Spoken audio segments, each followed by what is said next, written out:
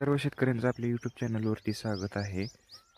आज आपण आलेलो आहे आमच्या शेवग्याच्या प्लॉटमध्ये. तर शेवग्याची लागवड करून बरेच दिवस झालेले आहे. तुम्ही झाडाच्या उंचीवरून अंदाज लावू शकता. आता भरपूर दिवस झालेले आहेत. त्याच्यामुळे झाडं पण पूर्णपणे उंच गेलेले आहेत. आणि आता सध्या काही ठिकाणी फुलकळीचं पण प्रमाण दिसून येत आहे आणि त्याची सेटिंग पण चालू आहे.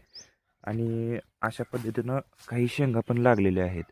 तर आजच्या आपण व्हिडिओमध्ये पाहणार आहे की आता ह्या अवस्थेत शेवग्याचं कशा पद्धतीनं फवारणीचं नियोजन करायचं आहे. फवारणीमध्ये कुठला स्प्रे घेतला पाहिजे जेणेकरून फुलकळी पण चांगली लागेल आणि सेटिंग पण चांगली होईल.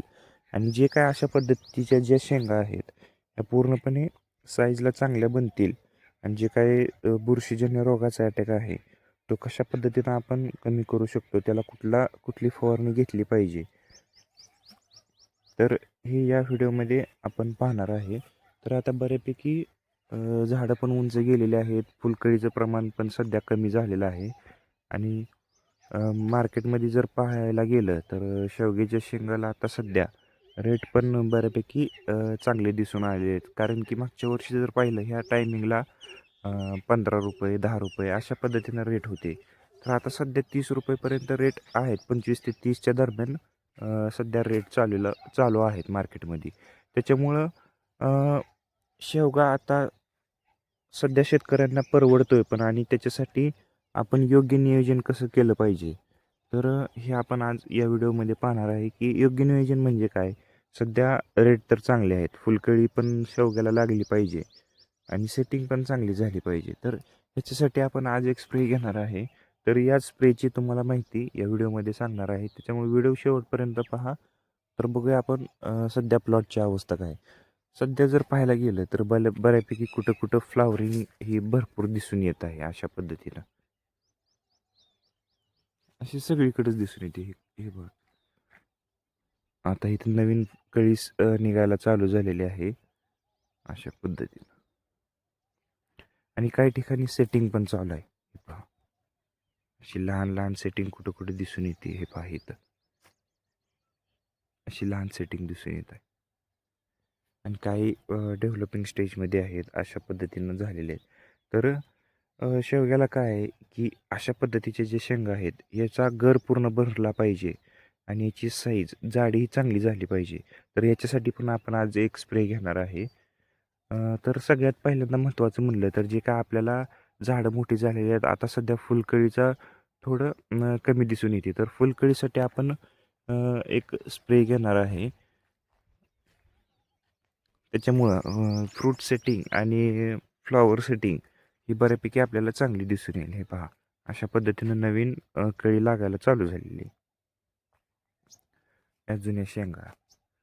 तर आपल्याला काय करायचं, ह्या फुलाचं रूपांतर हे पूर्णपणे फळामध्ये झालं पाहिजे. तर याची काळजी घ्यायची. हे पहा, कुठल्याही पद्धतीचा थ्रिप्सचा वगैरे अटॅक सध्या तर दिसत नाही. पूर्णपणे फ्रेश फ्लावरिंग आपल्याला सध्या प्लॉटमध्ये दिसते. हे पहा, काही ठिकाणी सेटिंग पण चालू आहे. ही काय सुरुवातीला वाकडं दिसून येते ही सेटिंग. नंतर ॲटोमॅटिक जसं वजन वाढेल तसं हे पहा, इतक्या सकाळी पण आपल्याला मधमाशीचं प्रमाण हे प्लॉटमध्ये दिसतंय. पहा, इथं एक आहे, इथं एक आहे, आणखीन भरपूर मधमाशी आहेत. त्याच्यामुळे सेटिंगला तर शक्यतो काय अडचण येणार नाही. तरी पण आपण एक फवारणी याच्यासाठी तर आपण घेणारच आहे.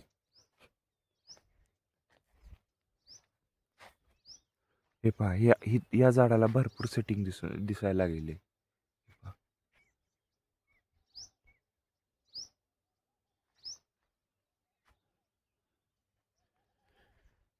हे पहा, इथं शेंगाचं प्रमाण किती.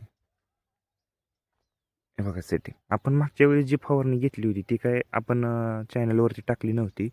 तर मागच्या वेळेस आपण झिंकचा स्प्रे हा फवारणीमधून घेतला होता.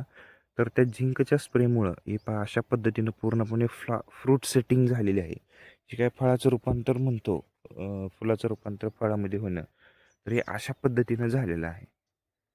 तर मागच्या फवारणीचा तर आपल्याला 100% रिझल्ट आलेला आहे. आणि आजच्या पण फवारणीचा आपल्याला रिझल्ट व्यवस्थित प्रॉपर घ्यायचा आहे. हे पहा, जुन्या फवारणी केलेली आहे त्याची सेटिंग कशी झाली. हे पूर्णपणे फ्लावरिंग इथं दाखवलं होतं तुम्हाला. हे अशा पद्धतीनं सेटिंग झालेलं आहे. आजची फवारणी घेतल्यानंतर ह्या शेंगाची जाडी आणि वजन चांगलं वाढेल. मग या पुढल्या वेळेस काढायला येतील, हार्वेस्टिंगला येतील. हे पहा सेटिंग अशा पद्धतीनं पूर्णपणे सेटिंग झालेली आहे. हे पहा इथं पण.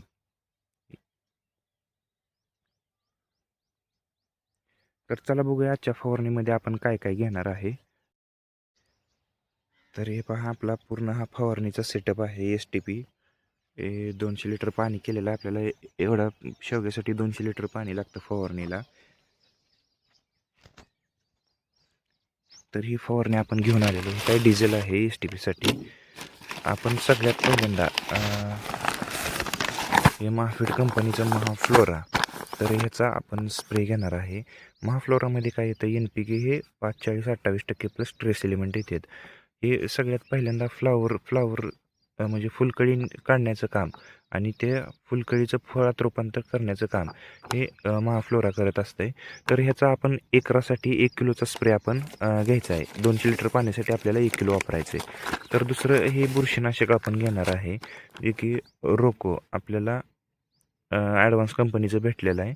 तर थायफेनेट मिथाईल, तर याचा आपण स्प्रे घेणार आहे. याचा फायदा काय होणार आहे, जी काय आपली बुरशीजन्य रोग म्हणजे काय आपण सध्या तांबोरा रोगाचा आहे प्रादुर्भाव शेवग्यावर बऱ्यापैकी दिसून येतो. जी शेंगा एक तांबोऱ्यासारख्या दिसतात, लाल कलरच्या दिसतात.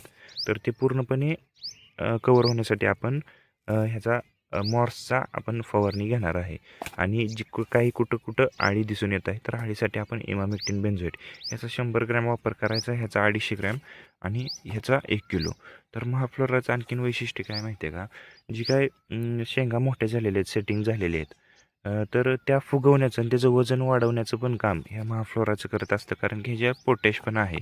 फॉस्फरसमुळं जी काही फ्लावरिंग सध्या येत आहे, दिसत आहे, ते पूर्णपणे सेट करण्याचं काम हे फॉस्फरसचं आणि नायट्रोजननं थोडीफार वाढ चालू ठेवण्याचं काम हे करतं. प्लस ह्याच्यात ट्रेस एलिमेंट पण आहेत. त्याच्यामुळं जी काही फ्लावरिंग नवीन डेव्हलप होणार आहे, तर ती व्यवस्थित डेव्हलप होते आणि फुलाचं रूपांतर हे फळामध्ये होण्यास चांगली मदत करतं. तर ह्या अशा पद्धतीने आपण या तिन्ही ह्याचा वापर आपण आजच्या फवारणीसाठी घेणार आहे.